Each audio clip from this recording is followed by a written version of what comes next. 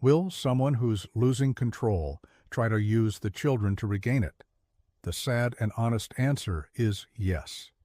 It's an incredibly common tactic when someone feels their power slipping away. They start looking for new levers to pull, and sadly, the children often become the most powerful one. So what does this actually look like in real life? It can be subtle or overt. It might be turning the kids against you, planting little seeds of doubt or resentment. It could be twisting stories, taking a normal situation, and spinning it into something negative about you. They might constantly play the victim, making it seem like you're the source of all their problems, and by extension, the children's problems. Another common tactic is rewarding loyalty to them while punishing any signs of independence or affection for you. A child might get a special treat for saying something negative about you, or get the cold shoulder for being excited to see you. And then there's the constant undermining of your authority. You set a rule, they break it. You make a decision, they openly mock it in front of the kids. If you're experiencing this, I want you to hear me loud and clear. It is painful, it is unfair, and it is incredibly destabilizing. But you are not imagining it. This is a real and recognized pattern of behavior. A question I get asked a lot is parental alienation a crime? Is it considered abuse? Is it even allowed? The legal landscape varies a lot from country to country and even from state to state. But here's the crucial part. The pattern of behavior itself is widely recognized by mental health professionals and family courts as a form of emotional and psychological abuse. Even if the law in your specific area does not have a statute labeled parental alienation is a crime, courts almost universally treat intentional alienation very seriously. They see it for what it is, deeply harmful to the child. It's also often viewed as a form of coercive control, a way to manipulate and dominate not just the other parent, but the entire family dynamic through the children. Because of this, evidence of alienation can become a major factor in custody decisions. A judge's primary duty is to protect the best interests of the child, and separating a child from a loving parent is never in their best interest. So, while it may not always be a crime in the way we think of theft or assault, it is absolutely not considered acceptable. It's seen as profoundly damaging behavior that the legal system is equipped to address. So what is the actual damage that this behavior causes? Let's start with the most important person in this equation, the child. For them, the impact can be devastating. They're often thrown into a state of deep confusion and loyalty conflicts. They love both of their parents, but they're being told they have to choose a side. This creates immense anxiety and can lead to depression. It also gives them a completely distorted view of reality. One of their parents, a person they should be able to trust implicitly, is being painted as bad, uncaring, or even dangerous. This can severely damage their ability to trust in future relationships because their very first models of relationship have been poisoned. And there's a particular kind of pain that comes later in life: guilt. When these children grow up and are able to see the situation with adult eyes, they often feel an overwhelming sense of guilt for the things they said or did, and for the years they lost with the alienated parent. It's a heavy burden to carry. We have to remember kids instinctively want and need a connection with both of their parents. It's a fundamental part of their sense of self and security. Alienation aggressively tears that natural bond apart, and it leaves behind cracks that can last a lifetime. Now let's talk about the damage it does to you, the safe, targeted parent. The emotional exhaustion is profound.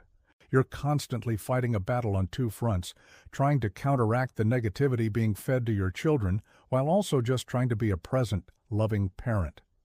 There's a feeling of complete powerlessness.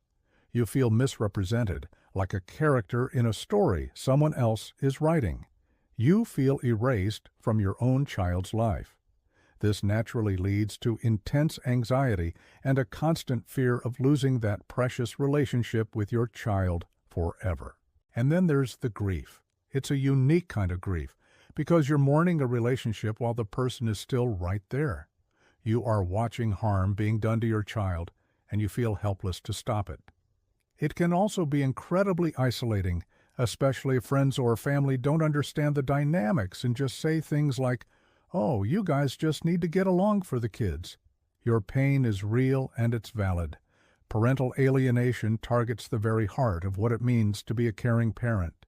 So, you're in this impossible situation. What do you actually do? It can feel overwhelming, but there are grounded, practical steps you can take to protect your child and yourself.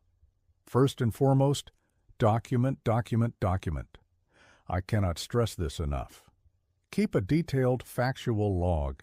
This isn't for gossiping or holding a grudge, it's for evidence. Write down specific alienating behaviors you observe. Save text messages and emails. Note down when contact is refused or a visit is cut short. Write down the exact concerning statements your children repeat, along with the date and context. This journal will be your most powerful tool if you need to seek legal intervention. Second, and this is the hardest part, stay steady and loving. Your consistency is your superpower. In a sea of chaos and manipulation, you need to be the calm, predictable, and loving anchor for your child. Children are smart. Over time, the contrast between one parent's calm love and the other's anxious negativity becomes clear. They will eventually see the truth, but they need your stability to hold on to until they do. Third, resist the urge to badmouth the other parent. I know it's incredibly tempting. You want to defend yourself, to set the record straight. But engaging in a he said, she said battle often backfires. It can confuse your child even more and make you look just as bad. Instead, when your child repeats something negative, respond calmly and factually. You can say something like, "I'm sorry you heard that. That doesn't sound right to me, and my experience was different. But what's most important is that I love you very much." You're not arguing, you're reassuring. Fourth, focus on creating a safe emotional space in your home. When your kids are with you, let it be a sanctuary. Let them express whatever they're feeling without pressure or judgment. If they're angry, sad, or confused, let them know that all their feelings are okay. You don't need to fix everything for them. You just need to be the calm harbor where they know they are safe and loved unconditionally. Fifth, seek legal advice early. You don't have to be ready to file a massive lawsuit. Even a single consultation with a family law attorney who understands parental alienation can be incredibly empowering. They can help you understand your rights, the laws in your area, and what your options are. Knowledge is power, and it can reduce a lot of the fear and uncertainty. Sixth, and this is for you, strengthen your own support system. You are carrying an immense emotional load. You cannot and should not do it alone. Reach out to trusted friends, family, a therapist, or a support group for targeted parents. You need people who you can vent to, who will validate your experience, and who will remind you of your strength. Your own well-being is not a luxury. It's essential for you to be the parent your child needs. And finally, please, remind yourself of this every single day. Their behavior is not your failure. Alienation is a tool of control. It is a reflection of the other person's issues, their desperation, and their inability to cope in a healthy way. It is not, and has never been, a reflection of your worth as a parent. Your job is to keep showing up, to keep loving, and to be the anchor. You are doing the hardest work there is, and you are enough. Thank you so much for watching and for allowing me to talk about this incredibly important topic.